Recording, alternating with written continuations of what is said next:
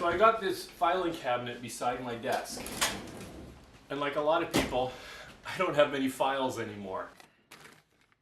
So I just use it for general desk storage. So these drawers are really deep, so things can get lost in the bottom. So I want to build a box to help me organize this, and my idea is I'm going to make a big square box, and then I'm going to have a sliding tray that goes back and forth. So like underneath I'll have sort of like deep storage, and on top I might have things that I get at a little bit more frequently. It's a little over 15 inches wide, and I'm thinking I'm going to go about 15 inches long also, and it is about 9 inches tall. So I got this stack of 30-plus-year-old pine boards that I recently disassembled out of an old shelf, and I thought I'd try using them. Now, like I said, they're really old, and so they're really dry, so a couple of them are even cracking, and this should give enough for the tray, I hope, but it's a bit of an experiment. They're almost 3/4 of an inch thick, which is too much.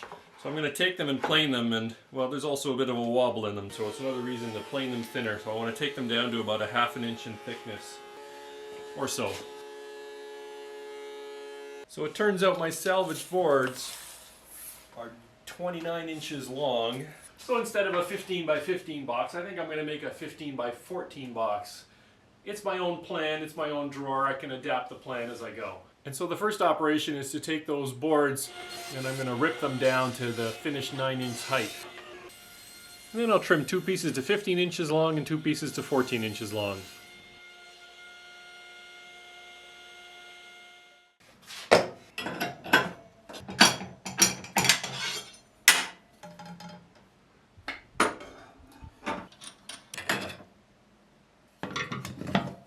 And as you might have guessed by now, I decided it's time to blow the dust off my box joint jig.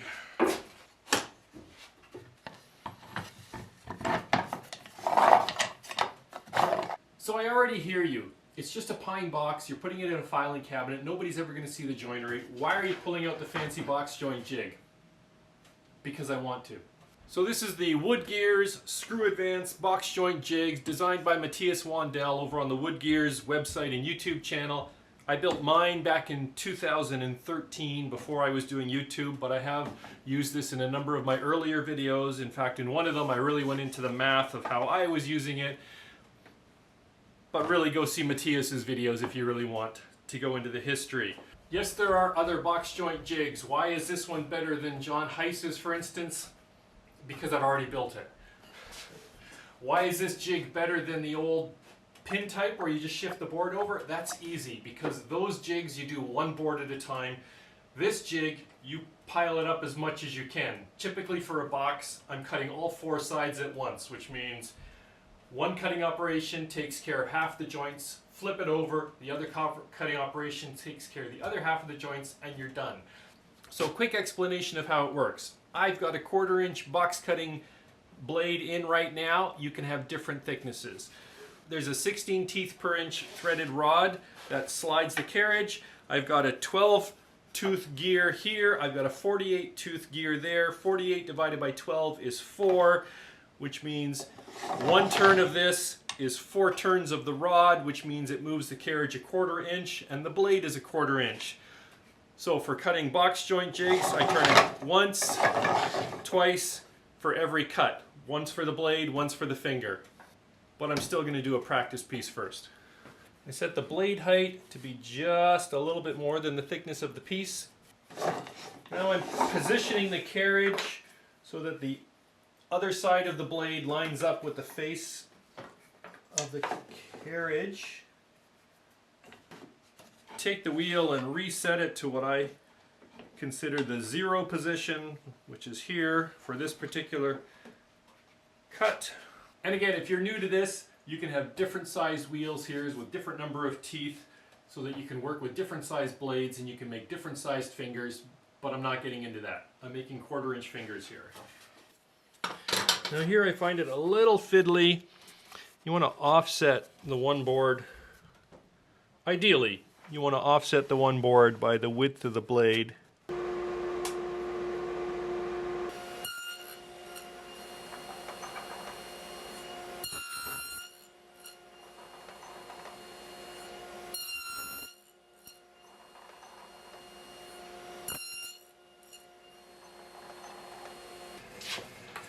here we go. Nice set of box joints. This is actually my second set because on the first one I did not turn on the camera. Nice. They fit nice and snug. Awesome. Okay, so now here's our 4 pieces of our box. And I'd remembered a good way to set them is to turn the crank once, so that's the thickness of the blade. And I'm going to hold this set of boards, and then I'm going to crank it once, and I'm going to slide over the back set, and that should leave me perfectly aligned to the blade.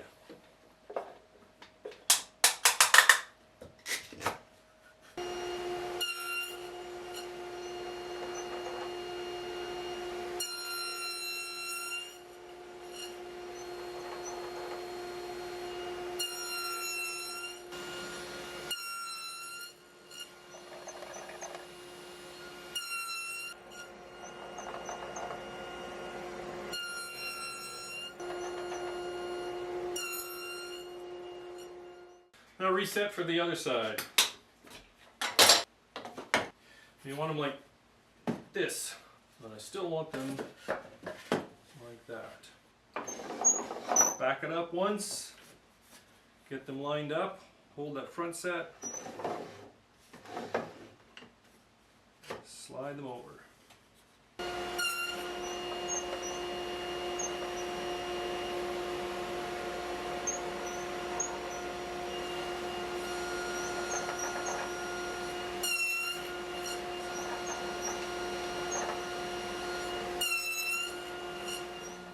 So everyone says they appreciate when I show the mistakes. We made a big mistake. See how this goes from at an angle? Yeah, that's not right. The problem is I left the splitter in, and that's normally not an issue because as you can see the jig can just slide back and forth. However, when I had it pushed forward on the very first cut, I tried moving the jig when it was at this end of the blade. You'll see Matthias WnW where he'll cut, move, cut, move, cut, move. You know, which is quicker than what I was doing with going backwards and forwards. But anyways, the piece hit this, and I thought it was okay, and I should have stopped it right away. But I thought it had just hung up when I was pulling back, but it had actually shifted the whole workpiece. And these workpieces need to be fixed. So it's actually been several hours. I took a break, we did some chores. You know, when things go wrong in the shop, it's a good time to leave the shop and cool off. And I don't actually have enough other pine to just start over. So really, I'm just going to cut off the fingers and redo this end. So instead of a 15 by 14 box, I'm going to have a 14.5 by 13.5 box. So it's going to be a little bit narrower than the drawer, but anyways, so I'm going to get these cut off, and then I'm going to redo this end, and we will pick back up again because we still got a lot of ground to cover because I got to assemble the box and then make the inner tray. I'm not going to leave you hanging. So I managed to actually find some more boards, so I've just remade the 15-inch pieces. And I did trim the 14-inch ones down, so then this goes like this. So then they flip, and I also took out, oh, you can't even see it. I took out the splitter, so for the next run, I'm going to show you the two-step cutting that Matthias made famous. Trademarked? I don't know. What are you going to call it? Okay. So normally, I push it through, pull it back, and then turn the crank twice. Push it through, pull it back. So what I'm going to do this time is push it through, turn the crank, pull it back. So you will cut on the pushing, cut on the pulling. It's a little bit dangerous because the saw, of course, is pushing the piece back at you, but it does speed things up. And with the size of this sled, it's pretty well restrained, but not recommended, as they like to say.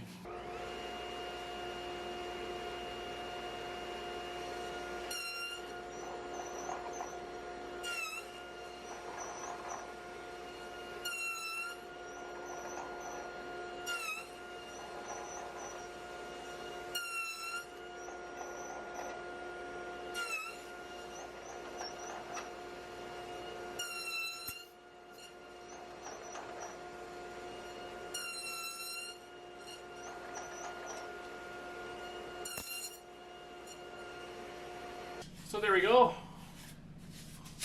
You know, you'll notice that halfway I switched back to the conventional way of back and forth and then adjust it. I just didn't like the feel of the saw blade pushing the piece back when I was doing the pulling cut. I didn't really feel it was unsafe. I just didn't like the feel of it, so I switched back because it really wasn't that much of a speed up, or at least I'm a hobbyist. I'm not really in that much of a rush. So let's see if we can make a box.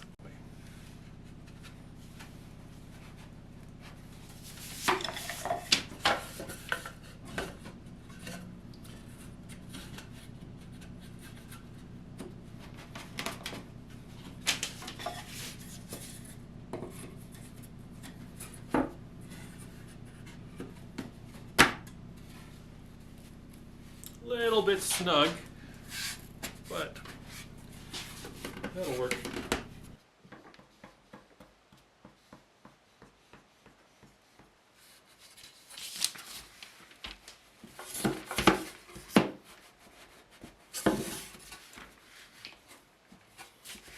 So these are a little tight, so I'm definitely having to force them. It's kind of weird. The test piece was really good, so I'm not quite sure what happened with this. But really, there's so many fingers. And again, this is going to be a box in my desk drawer. It's not going to see any sort of a stress, so I'm not really that worried about it. Oops. Let's get it the right way around, shall we?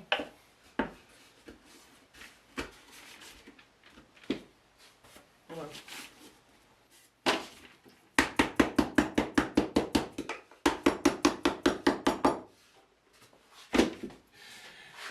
This is so tight I don't need any clamps. But I do need to square it up.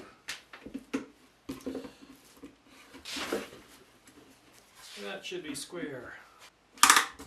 So while this is drying, I'm going to make another box. The box that's going to fit inside and be the small tray. So unfortunately I have to take the box joint jig off the table saw because now I need to prep some more wood. Now that I know the exact measurements, and I'm looking at 12 1/4 by about 7 will give me a tray that will fill about half the top, and I can slide back and forth. Maybe 6. I don't know if I want it the full. Between 6 or 7 inches wide, 12 1/2, and I think I'm going for about 3 inches down. So shallower stuff at the top.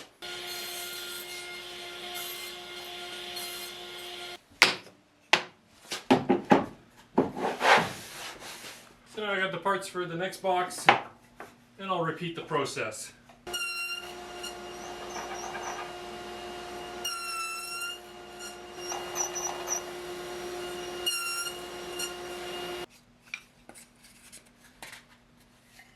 Here we go.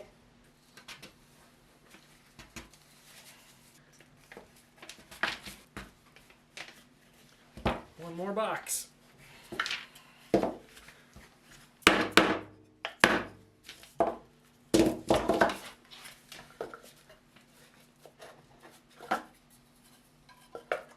So, you want to hear the real reason why Matthias Wandel made his jig so versatile that it can handle all these different settings? It's because he's too lazy to change the blade.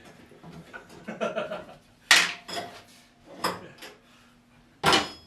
changing out my box joint blade back for a regular blade now because I'm done and I need to do some other stuff. So it's like the 3rd time I've had to switch the blade today. These guys with 2 table saws. Ugh. I'm just kidding, you know.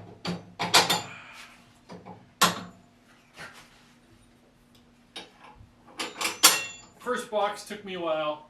Second box, half an hour. I'm way out of practice. That first box was practice. Second box was smaller too, but still.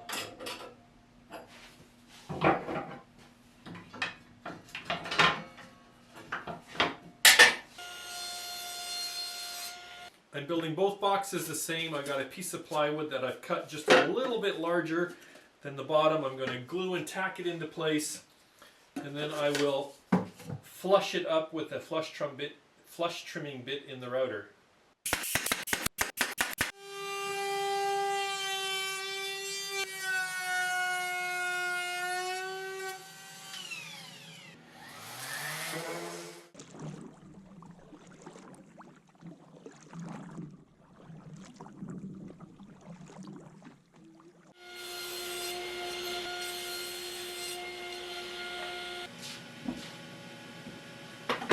So I cut these pieces to fit, and that will give us a place to support the tray. So I'm just going to glue these in, and we're just about done. Really, I don't need a lot of glue, I just want it to stay in place.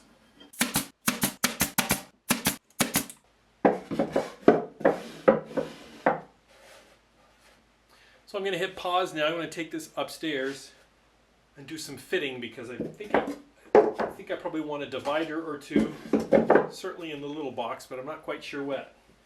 So a little bit later, and I've decided to keep it very simple. I put a single divider in the bottom, so it goes like that. And the top, yeah, I'm probably going to need something at some point, but I'm just going to start with it empty, and I'm just going to have to see how I use it, and if I just have little containers, or if I end up needing to add dividers in the future. So I'm just going to proceed with getting some polyurethane on this now, and we're going to call it done. Done for now.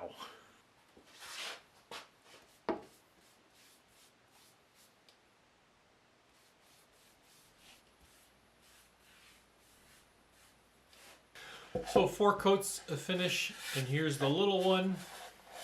This is a cherry plywood that I put, still left over from my kitchen project 2 years ago. And here's the big one. Great big box. And yeah, here, I'll do a close-up. There's a fair bit of chip out here. Same on this one. I didn't care that much because this is going to be hidden in the filing cabinet. What you could do is put a sacrificial board behind these when you're cutting them on the finger joint jig.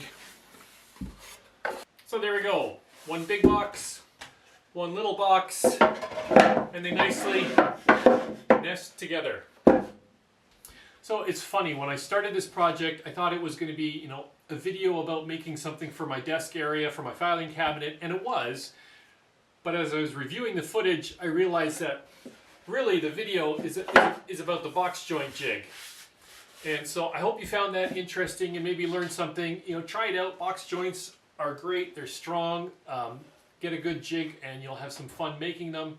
But you know, don't worry. I'm still going to show you some pictures of it. Installing this in the filing cabinet, I wouldn't leave that out.